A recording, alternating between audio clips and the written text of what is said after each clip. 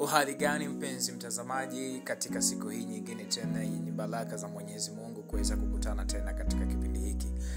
Leo tuna jambo jema sana ambalo kwa kweli limeweza kuwa ni jambo lenye kushangaza na kuacha watu wengi mdomo wazi katika bara zima la Afrika.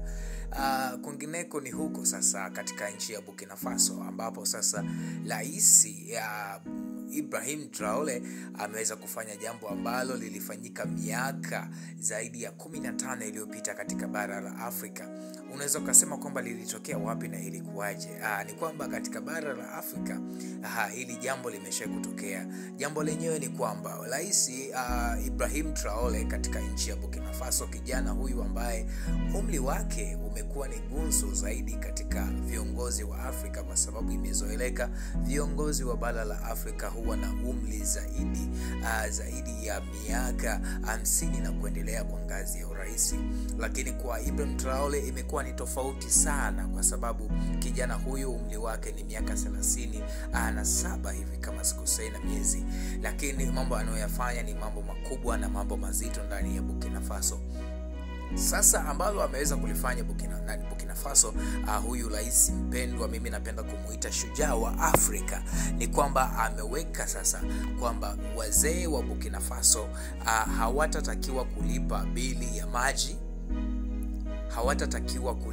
ya maji, lakini pia hawatatakiwa kulipa bili ya umeme ndani ya Burkina Faso.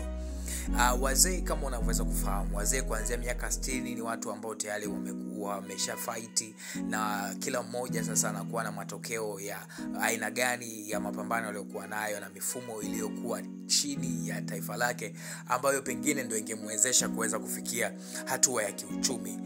Watu wengi sana wamekuwa wakisema kwamba mbona mjifunzi kwa wazee wa Ulaya anafanikiwa akiwa yuko na fedha.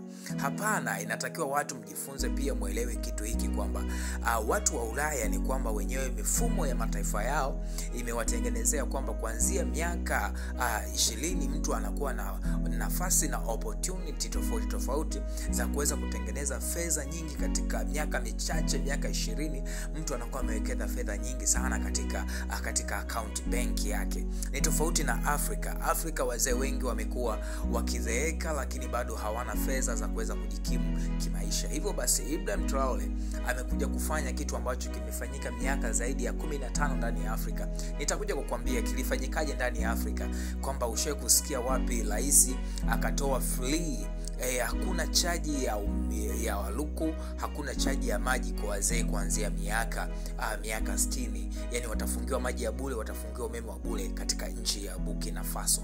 Sasa hili jambo naomba nikukumbushe, si kwamba ni mara ya kwanza hili jambo kufanyika ndani ya Afrika. Limeshawahi kufanyika ndani ya Afrika hapa.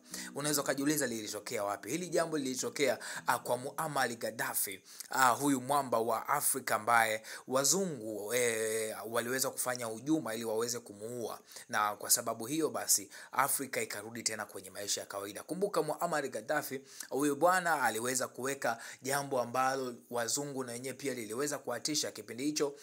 Marekani ambayo ndiyo nchi ambayo inajikuta ni kilanja wa dunia, alikuwa ni Rais Obama. Kama mnavyoweza kufahamu kwamba aliweza kufanya figisu za chini ili kuweza kutengeneza makundi ndani ya nchi yake, ndani ya nchi ya huyu bingwa wa Afrika ambaye aliweza kuitisha dunia nzima, kwa sababu aliweka vitu ambavyo ndani ya nchi nzima ambayo aliyokuwepo. Kidogo nimeweza kuisahau. Ni kwamba aliweza kufanya kitu ambacho kilikuwa ni cha tofauti. Kijana alipohitaji kuoa, alipewa mke, alipewa mahali, alipewa mtaji, alijengewa nyumba, na alikuwa anapokea mshahara kila mwisho wa mwezi, na kila mwananchi alikuwa anaingiziwa fedha kila mwisho wa mwezi.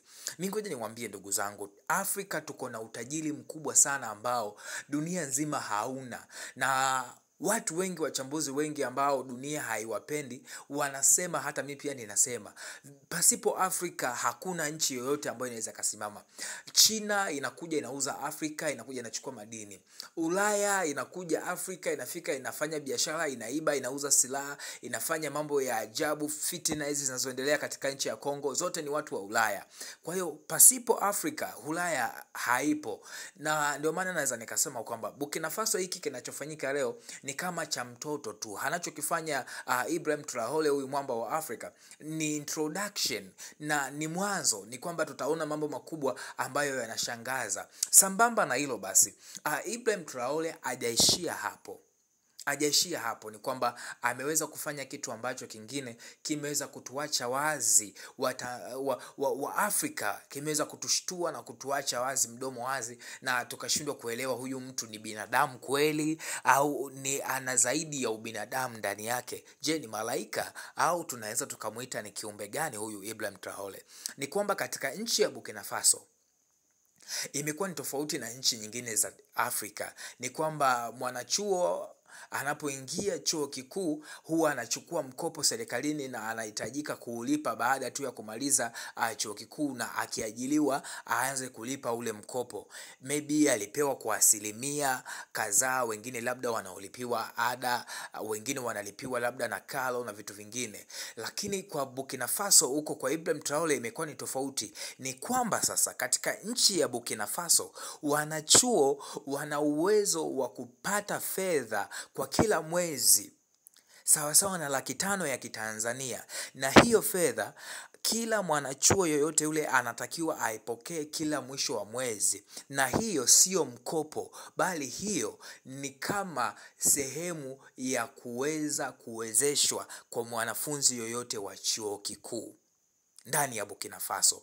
Kwa hiyo limekuwa ni jambo ambalo lenye kutushangaza, na akasema haishi hapo, ni kwamba jambo hili litaendelea paka anapomaliza chuo kikuu, paka pale atapokuja kupata ajira, ni kwamba serikali itakuwa inamlipa. Ni kwamba mtu amesoma mpaka chuo kikuu akamaliza, huko akizidi kupokea zile fedha, akaendelea kufanya biashara, asipopata ajira ya kitu alichokisomea, serikali itaendelea kumlipa shilingi 500,000 kila mwezi. Hilo linatokea ndani ya Burkina Faso. Unaweza ukashangaa ukasema hili jambo haliwezekani, hili jambo haliwezekani. Naomba nikwambie ndugu yangu, Afrika sisi ndio kila kitu katika ulimwengu. Hilo naomba ulifahamu. Marekani inasumbua, Urusi inasumbua, Dubai inasumbua, lakini pasipo kuja kuiba madini ndani ya Afrika, hilo jambo haliwezekani. Ni kwamba Dubai imetengeneza majengo makubwa na imeweza kutengeneza vitu vingi vya kushangaza ulimwengu, lakini asilimia kubwa ya dhahabu iliyoko ndani ya Dubai imeibiwa katika nchi za Afrika, imeibiwa katika nchi za Burkina Faso. Na hilo jambo aliliweka wazi Ibrahim Traore, aliweka wazi, alivumbua hiyo siri ambayo iliyokuwa imetendeka zaidi ya miaka 2 kwamba Dubai imeiba madini ndani ya nchi ya Burkina Faso, na ni madini ambayo hayakulipiwa kodi.